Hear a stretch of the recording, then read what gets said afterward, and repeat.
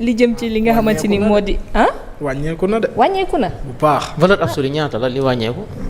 li wàññeeku ñaata la. 70 moo wàññeeku ak non 80 ak 75 j'espère. 75 70. 75 70 waaw c'est ça. loolu ci kuy jënd lu bëri. 990 à 900 755 à 680. mais waroon nañu wàññi bi nga xamante ne itam moom la sénégalais di gën a utiliser rawatina lu jëm ci wàllum gaz bi Cheikh. gaz dans les jours à venir peut-être gis naa le ministre di jox ay explication 15 francs.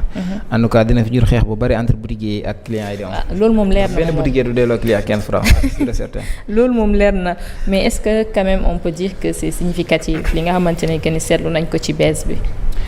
certes c'est significatif mais le marché mondial c'est-à-dire bu ñuy wax commerce wala bu ñuy wax tout ce qui est en rapport avec les produits énergétiques wax produit énergétique wax pétrole. ak ces dérivants li siy topp parce que le pétrole brut moom la ñuy transformer mu nekk essence gasoil ak kérosène nit ñi dañuy fàtte que ne dañu nekk ci benn marché mondial boo xam ne à un moment donné dafay am contexte bi dafay changer prix yi dafay baisser parfois prix yi dafay wàcc.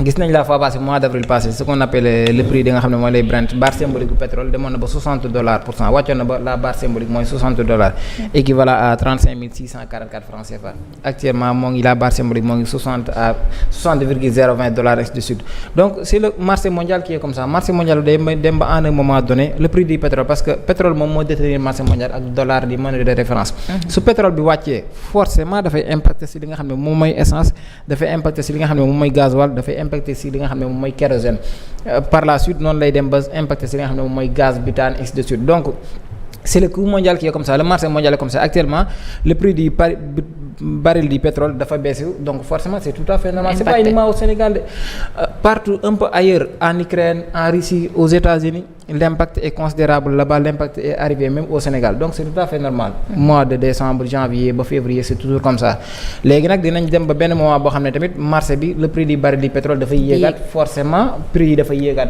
essence dafay yéegaat pétrole dafay yéegaat gasoil dafay yéegaat donc mu nekk loo xam ne c'était à préciser mais lu ci mën a jàngat mooy bees am na dañ koy saluer ñun ñëpp dañ koy rafetlu mais waruñu yem ci saluer bi rafetlu bi xamal lañ war il faudra que ñu encadrer le marché man dama ko yàgg di ko wax tant que Sénégal amuñu habitude di encadrer le marché par des contrôles stricts ñuy dem di vérifier les prix au niveau des vendeurs des détaillants des grossistes je pense que mën nañ baisser une fois mais c'est pas significatif du am benn njariñ parce que démb rek y a un débat qui s'est posé entre ñi nga xam ne ñoom ñooy les véhicules ñu yor oto yi di jënd parce que maa ngi dégg ñu ne certes que c'était le samedi à 18h la ñu waxoon ne moom la bees bi di effectif mais am na station yoo xam ne ba léegi ñoom dañuy stock bi nga xam ne dañ koy dese il faudra que ñu vider ko pour doog a appliquer ce qu'on appelle la baisse des nouveaux tarifs mu nekk loo xam ne nag c'est anormal parce que l'État mais c'est tout à fait normal dañuy ubbi le marché bàyyi ko du am benn contrôle récemment le ministre Serigne Gueye Diop gisoon nañ mu jël fi 1000 volontaires man gis naa volontaires yooyu taxaw di laaj seen salaire man je me demande est-ce que ñoom comprendre nañ.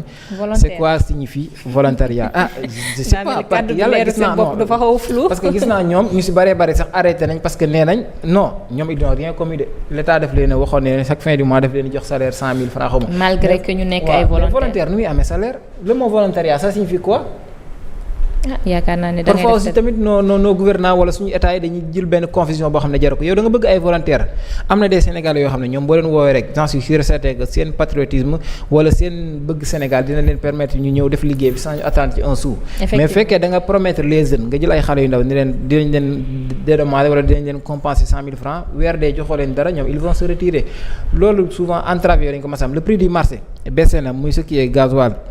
Le prix est passé de l'essence de 990 c'est de 990 francs maintenant c'est 920 francs soit une baisse de 70% maanaam 70 francs CFA pour ce qui est de du gasoil c'était 755 le litre maintenant c'est à 680 maanaam ñu wàññi ci 75 francs muy fukk ak juróom donc bii ñu wàññi ci 70 francs bii ñu wàññi ci 75 francs mu nekk nag loo xam ne peut-être dinañ ko rafetlu Sénégal yëpp dinañ ko rafetlu mais normalement bu fekkee dafa am impact prix essence ak gasoil baisse dafa war a impacter directement ci transport bi et malheureusement Sénégal gasoil dafay yokk essence di yokk transporteur yi yokk li nga xam ne moom mooy transport bi mais à chaque fois heure bu wàññee ko duñu wàññi li nga xam ne moom mooy transport bi te ñoom léegi sax boo xoolee exemple jël ko ci bus yi léegi ticket bu 100 francs amatul. bus yi dafa sori yow car rapide yi rek dañuy yokk seen transport. waaw léegi te à chaque fois heure bu gasoil ak essence wàññee ko tey boo demoon fii Liberté 6 ngay def reportage c'est tout près doo gis benn car rapide bu ne la wàññi na li nga xam ne moom mooy le prix du transport alors dans les normes dafa war a répercuter wu directement ci prix du transport dafa war a wàññeeku. nga dem gare boo maraîcher fa nga xam ne moom mooy garage tamit prix yi dafa war a wàññeeku carrément nga dem Sandaga nga dem Petersen ainsi de suite mais loolu ñan ñoo ko war a def l'État du Sénégal moo ko war a def à travers le ministre du transport mu dem benn contrôle strict benn contrôle régulier boo xam ne dinañ demander à ce que les transporteurs ñu fixer les prix mais yow tey da ngay dugg ci benn oto ak véhicule boo mën a dugg doo gis benn tarif te l'habitude dañ daan gis ne boo duggee ci oto yi day am ay tarif yoo xam ne dañ koy mentionner noir sur blanc mais tey yow supposons nga dugg ci benn oto rek nga am problème avec le transporteur boo demee kan moo leen di àtte parce que amul benn prix boo xam ne fixé nañ ko yow nga xam ko écrit noir sur blanc que tey boo demoon commissariat dinañ ci mën a wax non y en a pas donc y a trop de laisser-aller dans ce pays il faudra que ñu réguler secteur yu bari commerce il faudra que ñu réguler ko transport il faudra que ñu réguler ko et tant que réguler wuñ ko mën nañ baisser essence mën nañ baisser gasoil mën nañ baisser ceeb mën nañ baisser huile mën nañ baisser leneen mais pour mu répercuter wu directement ci le petit Sénégal loolu le petit góorgóorlu je pense que da koy dégg rek mais du ko mas a gis. En tout cas daal war nañ dawal tuuti yërmande ci sénégalais ndaxte dund bi cher na lool alors Seydina Omar yow ban jàngat rek nga ci def wàññi bi. waaw wàññi bi moom dañ koy rafetlu parce que ci ñi nga xam ne ci ñoom lay jógee ñoom jàpp naa ne dinañ ko yëg dama doon jéem a def sànq benn calcul bu ndaw rek. waaw may xool gros porteurs yi camions yi nga xam ne peut-être su ma jëlee l'axe Sénégal Dakar Bamako. soo utiliser par exemple 1000 litres. waaw 75 yooyu mën na la jural 75000. loolu jàpp naa ne waaw 75000 loolu mën na dépense weer lu baax la lu am solo la mais man du ma attardé bu baax a baax ci li nga xam ne mooy baisse boobu mais conséquence bi mu war a am ci transport bi foofu laay jëm Cheikh wax na ko sànq. parce que man aw ma oto aw ma moto. day ñëw incha allah. non waaw day ñëw amin incha allah xam nga man aw ma oto aw ma moto donc wàññi bii man lan la may jëriñ. man sénégalais bi nga xam ne aw ma oto aw ma kii li ma war a jëriñ mooy état su ko wàññee forcément dafa war a am une conséquence directe ci transport boobu nag suñ ko waxee mooy gis nañ ko tata yi ñi ngi fi ñoom dañ ciy bénéficier wu donc ñun sénégalais yi nga xam ne ñooy jël tata yi wala bokk yeneen transport yi war na gën a nooy ci li nga xam ne mooy suñu poche man tata yi li ci gën a drôle mooy. moom soo doon dem fii ak li nga xam ne mooy Liberté 6 nii rek nga génn bëgg dem Castor 150 ngay fay par force. bu tajul te ñoom suñuy yokk prix duñ ci waxtaan ak kenn dañuy yeewu jékki saay rek def ko donc état bi nga xam ne nag moo leen wàññil njëgu carburant bi moo leen war a imposer li nga xam ne mooy tarif bi fiy dem.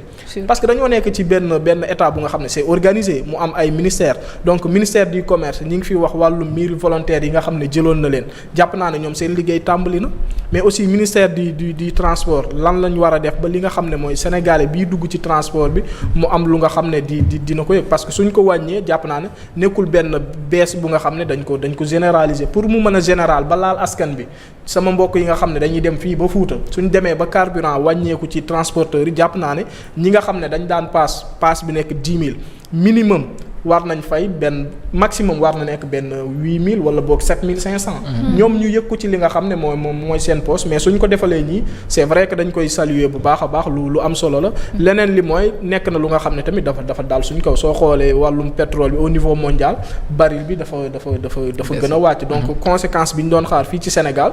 c'est pas la première fois yàgg nañ gis ay nit di ko wax ne affaire yi wàññeeku na mais pourquoi yëgseegul fii nga xam ne mooy Sénégal ba léegi. ñu def ko ci yeneen fànn yi gën a wàññi li nga xam ne mooy dund gi ci wàllum sucre bi gën ko wàññi ci li nga xam ne mooy wàllum ceeb bi mais surtout mu am li nga xam ne mooy contrôle parce que suñ ko defee bàyyi gars yi dañuy nekk ci lu leen neex des fois nga gis ne dañuy wàññi prix yi ci wàllum sucre wala ceeb mais da ngay dem si benn boutique alors que du appliquer li nga xam ne mooy prix boobu. ñoom boo waxee sax fenn la ñuy tënku comme quoi que ni dañuy jeexal seen stock bi tant que jeexul. mais suñuy yokk dañuy yor stock mais duñ ko kii duñ bàyyi ba mu jeex. duñu xaar bu jeex loolu tegeewul de. suñ ñëwoon ceeb yokku na yow nga jëndee ko 10 000 war ko jaayee exemple 11 000 dootuñ ko jaay 11 000 dañ koy yóbbu 15 000. alors que ñu ngi yor stock. loolu jàpp naa ne ay waxi caaxaan la rek. waaw état su demee ba koy def waxtaan na ak ñoom ba pare. parce que ñoom tamit ñoom ñooy les concernés suñ demee ba koy wax ba génnee benn arrêté naan 18h lay commencer jàpp naa ne ñoom ñëpp dañ ko war a respecter ku ko deful nag lan moo war a xew muy dañ lay sanctionner. alors bon man foofu laa bëggoon a balaa nga may tëb avant di dem ci El Hadj Mansour. bon sànq Cheikh mi ngi ko doon wax il faut que ñu xam ne également il faut pas minimiser les choses. def nañ wàññi nañ donc il faut que ñu féliciter leen ci loolu c'est quelque chose de bien. mais nag wàññi bi am na solo de mais yaa ko doon wax sànq il faut que ñu réguler. Régulation bi ci man moo ëpp importance. parce que ñi nga ko doon wax sànq da ngay dem jëli bus bi mais affaire bi du am benn impact du am impact ci bus du am impact ci qu'importe transport bi ngay jël c'est vrai que comme ni ko Oumar waxee amuñu oto amuñu dara mais ñi ngi ci transport yi et donc il faut que vraiment ñu wàññi loolu parce que da ngay dem même.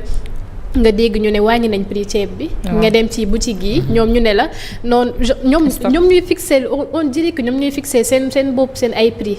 et yow doo ci mën dara donc bu fekkente ne wàññi nañ loolu il faut que ñu xalaat également population bi dem topp def régulation ngir mën a dimbali nit ñi parce que. voilà affaire yi en tout cas lu foofu loolu daal la ñuy xaar. si wax dëgg fa yàlla dund bi cher na lool loolu lay général de.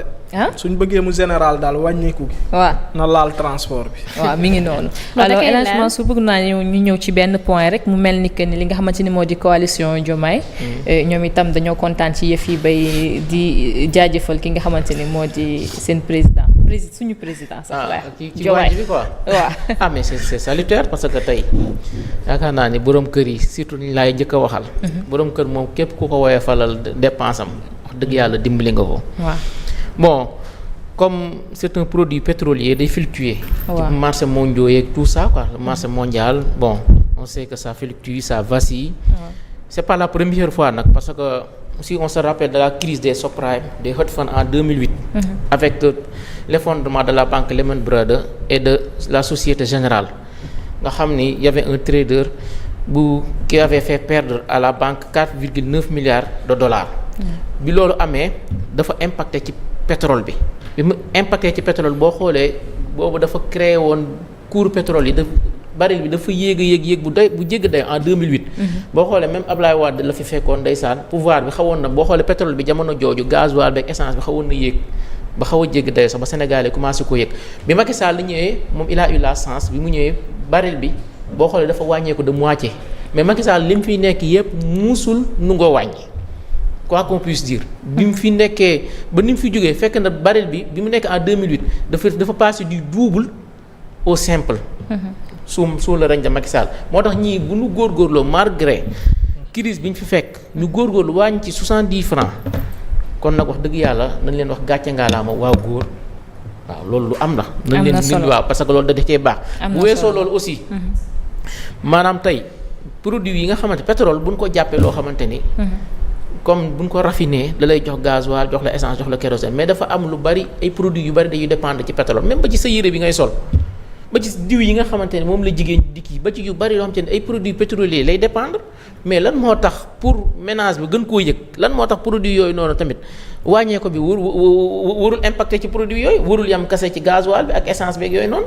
beneen bi aussi sénégalais yi aussi il faut ñu nungul affaire benn transporteurs yi. sama papa dafa nekkoon transporteur léegi mu ngi ci leneen mais nekkul dama koy défendre mais transporteur il faut ñu nungul leen benn affaire. mooy lan sénégalais moo tàmm bu essence yokkee gasoil yokk du nungoo yokk paas. bu gasoil wàññeekoo essence wàññeekoo mu bëgg ñu wàññi paas. moi je suis pas d'accord avec toi. Sénégalais bu ñu yokk transporteur ñoom ñooy yokk directement. déglu ma rek ñaata yoon la fi essence yokk gasoil yokk transporteur yokk paas. essence yokk na fi gasoil yokk fi ba taay gars yi nu mu yokk paas. kon yow doo dugg si transport. waaye déggul wax sëñ bi. daa yor oto non Mansour daa yor oto. déedéet bu lox sëñ bi bu lox loolu. sëñ bi bu lox loolu. en tout cas daal man li ma gën a gëm mooy. li Ramata wax sànq régulation. waaw surtout naam suivre ba réguler affaire yi. parce que bu fekkee da ngay wàññi ci wàññi gi du suivre lii nag moom. kenn mënu koo nëbb. bu doon loo nekk bu dee ay boutique gu koñ la ak yooyu. mais lii essencerie la. affaire bi day affiché. da lay wax produit bi lii la. loolu du lu kenn mën a nëbb. am na solo lool moom wàññeeku bi day am mais ci yeneen produit yi. yi ne ci boutique yi. nan xool daal ni ñu joué ci régulation bi. am na solo lool mais man Cheikh laa àndal la. gis nga transport Sénégal bi. waaw anarchie da cee bëri de. trop d'anarchie. y a trop de non nañ jëm ci korité wala tabaski. wala léegi prix yi day jógee 5000 yeeg 10 000 te doo ci mën dara. d'accord na loolu fu ñu ko teg. mais des fois ñu yokk tamit gars yi du nungoo. non mais foofu essence du yokk gasoil du yokk. ñoom xam nga ñoom fan lañ ko teg su ma demee su may ñëw peut-être du ma am client damay yoor ñun sooy yoor lu ci suñ ñoom yaa ngi wax wàllum transport man xaalisu transport lañ ma génte en tout cas daal mi ngi noonu chauffeur la woon mais xam naa ne am na benn caay-caay bu ci am bu nga xam ne teguñ ko fenn mais li ma wax ni d'accord man ma jël d'accord mën naa la jox exemple Fouta ñun fan lañ daan jaar route nationale da ngay jógee Dakar jëm Thiès Louga Saint-Louis ba Ourossogui mais léegi Linguère Matam la ñuy jaar auparavant xam nga pass bi ñaata la woon 6000 7000 donc suñ ñëwee donc mu nekkoon plus de 700 kilomètres mais léegi Ila Touba bi Touba la ñuy jaar li nga xam ne mooy Daara Linguère Ranérou Ourossogui. C'était vite fait. léegi xam nga ñaata kilomètres la. c'est presque 400 kilomètres jógee nañ 700 ñëw ba 400 kilomètres te pass bi dafa yokk. loolu lan moo koy justifier. yow da nga daan daw 700 kilomètres ñu lay fayeeku 6000 7000 léegi ngay daw 400 kilomètres ñu lay fayeeku 10 000 su tabaski ñëwee ñu def ko 15000 ba pare laaj la bagage. En tout cas moo tax man j'ai aimé El Malick Ndiaye bi mu fi nekkee man El Malick Ndiaye namm naa ko. El Malick Ndiaye namm naa ko ci transport parce que dafa ñëw fëgg ci taabal gi non dafa am lobby yu nga xam ne soo ñëwee bul négocier da ngay ñëw rek fëgg ñu tiit te bi mu ko defee génnee Dakar dem dikk yi Sénégalais yëpp kontaan 10 000 francs di nga dem ci sécurité wala feneen ak feneen fooy dem nga dem ñëwaat parce que Sénégalais yi ñoo ci sonn paas yi faaw ñu xool ko de am na solo lool alors dinañ ko seetaat incha allah ci noonu nag dañuy jàll ci li nga xamante ni moo di seen info utile comme ni ma ko waxee sànq ci njëlbeen ba tey nag dinañ waxtaane li nga xamante ni moo di ki nga xamante ni moo di la première femme ici au Sénégal à être premier ministre ñu koy woowee Mame Madior Boye di magistrat moom moo nekk première femme bi nga xamante ne moo fi nekkoon li nga xamante ni moo di premier ministre ci nguuru Abdoulaye Wade moom nag elle a été première ministre pendant 1 an 8 mois du 3 mars 2021 au 4 novembre 2002 boobu moom xam naa ne maa ngi woon nekk ab liir alors son départ a été précipité par le naufrage du bateau le Joola qui a fait près de 2000 morts. Elle a été remplacée par Idrissa Seck alors mi ngi noonu li lañ leen andiloon ci seen rubrique info utile ñu xamee ko rek ki nga xamante ni moo di Mame Madior Boye moo njëkk nekk fii ci biir Sénégal li nga xamante ni moo di premier ministre en tout cas marqué na histoire u Sénégal bi xam naa loolu moom kenn mënu ko naatable. ak Mimi tamit nekk na ko. waaw Mimi tamit waaw mais moom xam nga moo jiitu moo tijji baal bi daal mën nañ ko waxee noonu. alors présidente moo des. léegi. waaw surtout présidente moo des ñu xool ka moo nar a tijji baalu présidente campagne doo leen yeggale présidentielle daa métti am gars yi yeggali woon nañ